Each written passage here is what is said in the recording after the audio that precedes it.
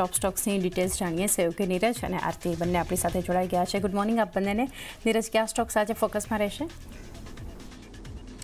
જી, પરિણામને પગલે આજે આપણે ફોકસ રાખીશું. સૌથી પહેલાં પાવર ગ્રીડ આજે નજરે પડી રહ્યું છે. જુઓ અહીંયા નંબર થોડાક અપેક્ષા કરતાં નબળા આવતા જોવા મળ્યા છે. પ્રોફિટ લગભગ 4% જેટલો ઘટ્યો છે. રેવન્યુની અંદર 3%નો ઘટાડો છે. એબિટા લગભગ 7% ઘટ્યું છે અને માર્જિન જે 88.5 પર હતા તે ઘટીને 84.9% પર આવતા જોવા મળ્યા છે. હવે ખાસ કરીને અહીંયાથી જે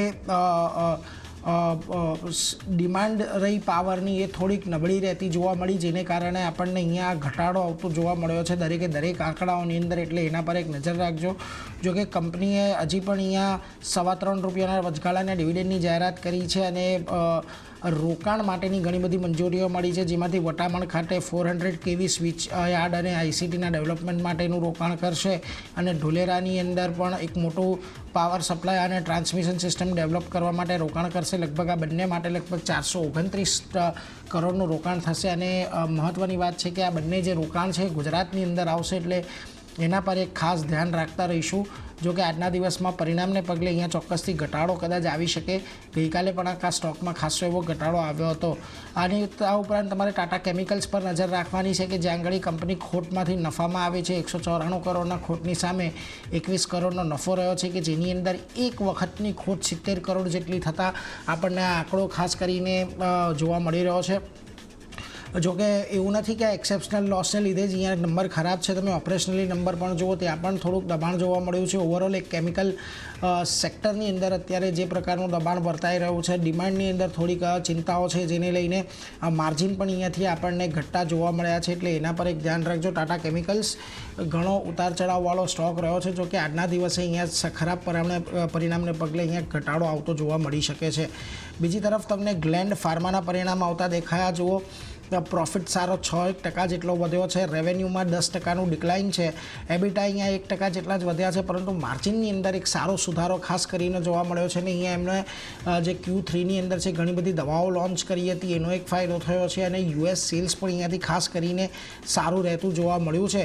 જોકે બ્રોકરેજનું કહેવું છે કે અહીંયાથી વધારે એક ડિસઅપોઇન્ટિંગ એટલે કે નિરાશાજનક ક્વાર્ટર રહેતું જોવા મળ્યું છે, કે જ્યાં રેવન્યુ ગ્રોથ ઓછો રહેતો જોવા મળ્યો છે. અને જે એમને સેન્સેક્સીનો જે એક બિઝનેસ એક્વાયર કર્યો હતો એને લઈને પણ થોડીક ચિંતાઓ છે. એટલા માટે જુઓ તેવો અંડરપરફોર્મનો કોલ અને 1350ના ટાર્ગેટ અત્યારની પરિસ્થિતિમાં આપી રહ્યા છે. એટલે કદાચ આજના દિવસમાં અહીંયા તમને ઘટાડા તરફી કારોબાર જોવા મળે, કારણ કે પરિણામોની અંદર કોઈ બહુ ઉત્સાહ નથી. પરંતુ જો કદાચ અહીંયાથી એમને આજે ડિફેન્સિવ સ્ટોક વધારે ચાલી જાય છે તો પછી માર્જિનની એક પોઝિટિવિટીને લઈને પણ અહીંયા તમને કદાચ એક મિશ્ર કારોબાર જોવા મળી શકે છે. એટલે એના પર એક નજર રાખજો. બીજી તરફ વેલ્સપન એન્ટરપ્રાઇઝના પરિણામ આવતા દેખાયા. પ્રોફિટ 13% ચોક્કસથી અહીંયા ઘટ્યો છે, પરંતુ રેવન્યુ ગ્રોથ સારો એવો રહેતો જોવા મળ્યો છે. એબિટા 2% જેટલા જ વધ્યા છે, પરંતુ માર્જિનની અંદર એક મોટો ઘટાડો છે. 18%થી ઘટીને લગભગ 14.8% પર રહેતા જોવા મળ્યા છે. એટલે અહીંયા પણ એક પરિણામ નબળા છે, કારણ કે જો ટોપલાઇનની અંદર નફો અને ઓપરેશનલ નંબર્સની અંદર માર્જિનની અંદર ઘટાડો છે. એટલે આજે અહીંયા પણ તમને એક ઘટાડો તરફી કારોબાર જોવા મળી શકે છે. બીજી તરફ કેઈસી ઇન્ટરનેશનલ પર ધ્યાન રાખજો. સારું પર ક્વાર્ટર રહ્યું છે કંપની માટે. આમ પણ આપણે જોયું છે કંપની પાસે સારી ઓર્ડર બુકને પગલે આપણને એક ઓલરેડી તેજી આવતી જોવા મળી છે, પરંતુ અહીંયા જો નેટ પ્રોફિટ 33% છે, રેવન્યુ લગભગ 7% વધી છે, એબિટા લગભગ 21% વધ્યા છે અને માર્જિન જે 5.2% પર હતા તે વધીને 7% પર રહેતા જોવા મળ્યા છે. દરેક મોરચે અહીંયા પરિણામો આપણને સારા રહેતા જોવા મળી રહ્યા છે. જોકે અત્યારે ખાસ કરીને પાવર સેક્ટરની અંદર કે કેપિટલ ગુડ સેક્ટરની અંદર જે પ્રકારે થોડો ઘણો ઘટાડો આવતો જોવા મળ્યો છે, કદાચ અહીંયા તમને ઘટાડો કન્ટિન્યુ રહેતો જોવા મળી શકે. પરંતુ ઓવરઓલ કેઈસી ઇન્ટરનેશનલના પરિણામ સારા છે, તો એને પગલે કદાચ એક પોઝિટિવ ઇમ્પેક્ટ પણ આજના દિવસે આવી શકે. બીજી બાજુ થાઇરોકેરના પરિણામ આવતા દેખાયા. જુઓ, અહીંયા પ્રોફિટ લગભગ 24% જેટલો વધ્યો છે. આવકમાં 23%નો ઉછાળો છે. એબિટા 32% જેટલા વધ્યા છે અને માર્જિન 23.4%થી વધીને 25.1% પર રહેતા જોવા મળ્યા છે. એટલે અહીંયા દરેક મોરચે સારા પરિણામ રહેતા જોવા મળ્યા છે. વોલ્યુમ સ્લેડ અહીંયાથી ખાસ કરીને ગ્રોથ થાઇરોકેરની અંદર આવ્યો છે, એનો અહીંયાથી એક ફાયદો કંપનીને મળ્યો છે. એટલે ઓવરઓલ આજના દિવસમાં અહીંયા તમને એક પોઝિટિવ એક્શન જોવા મળી શકે છે. જો કે આજના દિવસે તમારે power grade, Tata chemicals, gland pharma આ 3 પર નજર રાખજો. એફએનઓના કાઉન્ટર છે, અહીંયા તમને કોઈ એક એવું એક્શન આવે છે એના પર એક નજર રાખવાની રહેશે.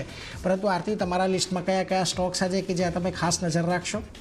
જેને પણ ઘણા બધા કાઉન્ટર છે જ્યાં પરિણામનું રિએક્શન જોવા મળી રહ્યું છે. શરૂઆત ગાર્ડન રીચ શિપબિલ્ડર્સથી કરીએ તો અહીંયા દરેક ફ્રન્ટ પર સારા નંબર્સ આપણને આવતા દેખાયા છે. જુઓ, નફો 11.2% વધ્યો છે અને વધીને 98 કરોડની આસપાસ પહોંચ્યો છે. સામે આવકની વાત કરી લઈએ તો ત્યાં 37.7%નો વધારો આપણે જોઈ રહ્યા છે. એબિટાના ફ્રન્ટ પર 54.5% કંપનીના એબિટા વધ્યા છે અને વધીને 75 કરોડની આસપાસ પહોંચ્યા છે. જ્યારે માર્જિન પણ સુધર્યા છે, જે 5.3% પર હતા ત્યાંથી માર્જિન સુધરી 5.9% પર આપણને આવતા દેખાયા છે. તો એક નંબર્સ દરેક ફ્રન્ટ પર સારા છે. Garden reach shipbuilders year on year basis પર એક પોઝિટિવિટી અહીંયા બનતી દેખાઈ શકે છે, ધ્યાન રાખવાનું રહેશે. નેક્સ્ટ કાઉન્ટર NLC ઇન્ડિયાનું છે. અહીંયા પણ નંબર્સનું રિએક્શન સ્ટોક આપણને બતાવશે. જ્યાં નફાની વાત કરી લઈએ તો જે 250 કરોડની આસપાસ હતો ત્યાંથી વધી અને 668 કરોડની આસપાસ આપણને આવતો દેખાયો છે. સામે આવકમાં પણ એક વધારો જોઈ રહ્યા છે આપણે. 39% આસપાસ આવક જે છે તે કંપનીની વધતી દેખાઈ રહી છે. એબિટાના ફ્રન્ટ પર પણ નંબર સુધર્યા છે. 904 કરોડની સામે એબિટા જે છે તે વધીને 1826 કરોડની આસપાસ પહોંચ્યા છે અને માર્જિન પણ સુધર્યા છે. જે 28.6% પર હતા ત્યાંથી સુધરી 41.4%ની આસપાસ માર્જિન પહોંચ્યા છે અને કંપનીએ ₹1.50 પ્રતિ શેર વચગાળાના ડિવિડન્ડની જાહેરાત પણ કરી છે. અને ડિવિડન્ડ જે છે તેની રેકોર્ડ ડેટ 7 ફેબ્રુઆરી નક્કી કરવામાં આવી છે. તો એક દરેક ફ્રન્ટ પર સારા નંબર્સ છે અને ડિવિડન્ડની જે રીતે જાહેરાત કરવામાં આવી છે, NLC ઇન્ડિયાનું કાઉન્ટર પણ આજે ફોકસમાં રાખવાનું રહેશે. કેસ્ટ્રોલ ઇન્ડિયા નેક્સ્ટ કાઉન્ટર છે. અહીંયા પણ નંબર્સ દરેક ફ્રન્ટ પર સારા આવતા દેખાઈ રહ્યા છે. નફાના ફ્રન્ટ પર 12.2% કંપનીનો નફો વધ્યો છે. પણ સામે આવકની વાત કરી લઈએ તો ત્યાં 7.1%નો ઉછાળો જોવા મળતો દેખાયો છે. 1353 કરોડની આસપાસ આવક વધીને આવતી દેખાઈ રહી છે. એબિટાના ફ્રન્ટ પર જુઓ, 14.3% કંપનીના એબિટા વધ્યા છે અને માર્જિન પણ સુધર્યા છે. જે 26% પર હતા ત્યાંથી માર્જિન સુધરી 27.8% પર યર ઓન યર બેઝિસ પર આ નંબર જોઈ રહ્યા છે આપણે. તો સારા નંબર્સ છે. કેસ્ટ્રોલના કાઉન્ટર પર પણ એક પોઝિટિવિટી આજના દિવસે જોવા મળી શકે છે. અહીંયા પણ એક ફોકસ રહેશે. નેક્સ્ટ જનરલ ઇન્સ્યોરન્સ કોર્પ એટલે GICના નંબર્સ આવતા જોવા મળ્યા હતા. પ્રોફિટની વાત કરી લઈએ તો નેટ પ્રોફિટ 6.8% વધ્યો છે અને 1621 કરોડની આસપાસ પહોંચ્યો છે. ગ્રોસ પ્રીમિયમની વાત કરી લઈએ, ગ્રોસ પ્રીમિયમ રિટર્નની વાત કરી લઈએ તો તે 13.6% વધ્યું છે. સાથે નેટ પ્રીમિયમ રિટર્નની વાત કરી લઈએ તો ત્યાં 5.7%નો વધારો આપણે જોઈ રહ્યા છે અને નેટ પ્રીમિયમ અર્નની વાત કરી લઈએ તો અહીંયા 10.1%નો વધારો છે. એટલે સારા નંબર્સ છે. GICના કાઉન્ટર પર પણ આજે એક પોઝિટિવિટી જોવા મળી શકે છે. અહીંયા એક ફોકસ રાખવાનું રહેશે. સિપ્લાના કાઉન્ટર પર ખાસ કરીને ન્યૂઝ બેઝ રિએક્શન આપણને જોવા મળશે, કારણ કે સબસિડરી સિપ્લા મેડપ્રો સાઉથ આફ્રિકા પ્રોપ્રાઇટી જે છે તેમાં ખાસ કરીને અહીંયાથી રોકાણ કરવા જઈ રહી છે અને 414 કરોડનું રોકાણ અહીંયાથી કંપની કરતી જોવા મળશે. તો એક ફોકસ અહીંયા રાખવાનું રહેશે સિપ્લાના કાઉન્ટર માટે પણ. નેક્સ્ટ SBI લાઈફનું કાઉન્ટર છે. ડિમાન્ડ નોટિસ મળવાના સમાચાર અહીંયા આવતા દેખાઈ રહ્યા છે. ખાસ કરીને 39.68 કરોડની GST ડિમાન્ડ નોટિસ ખાસ કરીને કંપનીને મળતી દેખાઈ રહી છે. જુલાઈ 2017થી માર્ચ 2024 માટે આ ડિમાન્ડ નોટિસ કંપનીને મળી છે. તો એક ફોકસ SBI લાઈફના કાઉન્ટર પર પણ રાખવાનું રહેશે. સેન્ટ્રલ બેંક ઓફ ઇન્ડિયાની વાત કરી લઈએ તો અહીંયા જે રીતે કો લેન્ડિંગ કરાર કરવામાં આવ્યા છે, ખાસ કરીને એને લીધે ફોકસમાં રહેશે સ્ટોક. વાસ્તુ હાઉસિંગ ફાઇનાન્સ સાથે કો લેન્ડિંગ કરાર અહીંયાથી બેંકે કર્યા છે અને MSMEsને લોન આપવા માટે આ કરાર કરવામાં આવ્યા છે. તો સેન્ટ્રલ બેંક ઓફ ઇન્ડિયાનું કાઉન્ટર પણ આજે નજરમાં રાખવાનું રહેશે.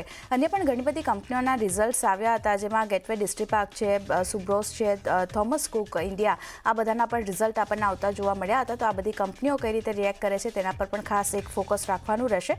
પણ ચાંદની, આ બધા સ્ટોક જે નીરજે જણાવ્યા, મેં જણાવ્યા, બધા આજે ફોકસમાં રહેશે. જી, તો આજે બધા